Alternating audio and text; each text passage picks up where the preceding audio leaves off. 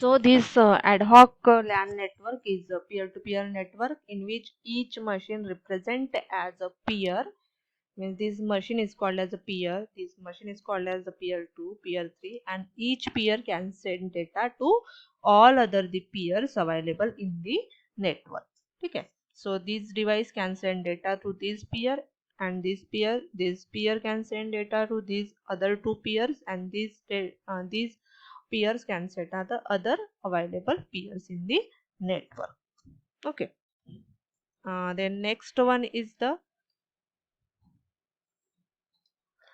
services provided by wireless LAN network.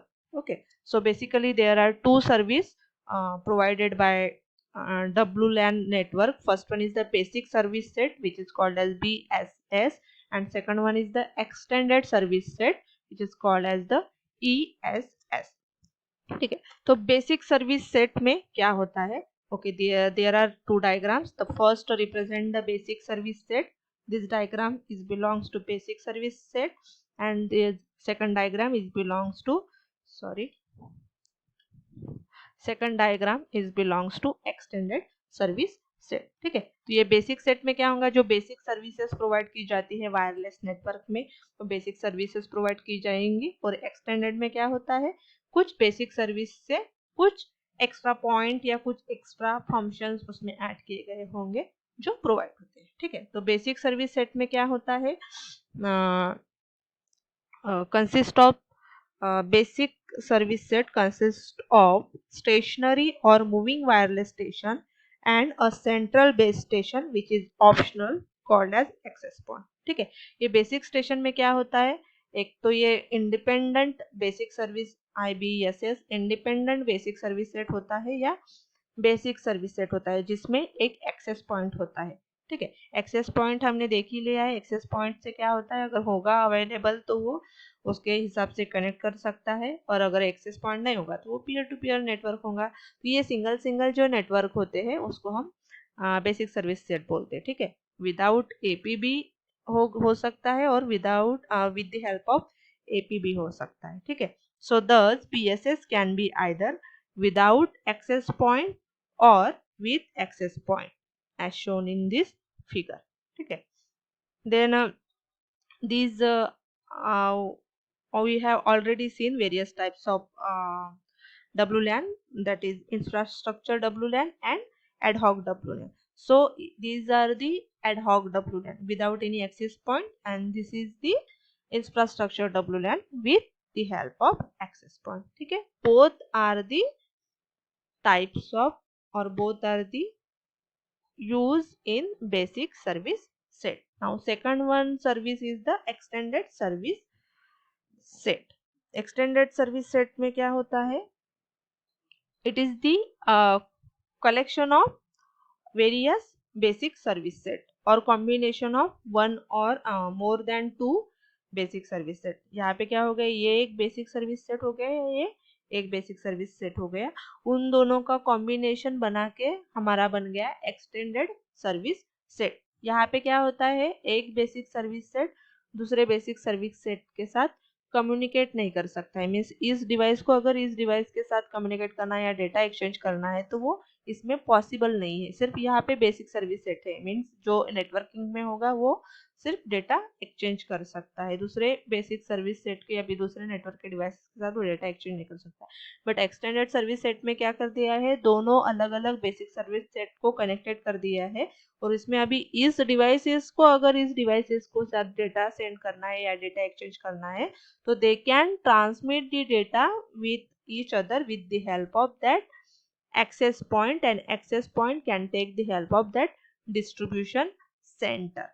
ठीक है, so in a basic service set in this system are connected to each other through distribution system or wired LAN as shown in figure. ठीक है, यहाँ पे जो basic service set है या access point है वो एक मेक के साथ कनेक्टेड है वायर्ड लैन से. ठीक है, ये देखो, ये जो ब्लू है मीन्स वायरलेस है, और ये जो ब्लैक रिप्रेजेंट करता है वो वायर्ड को, यानी जो एक्सेस पॉइंट एक मेक के साथ कनेक्टेड होंगे वो वायर्ड से कनेक्टेड होंगे.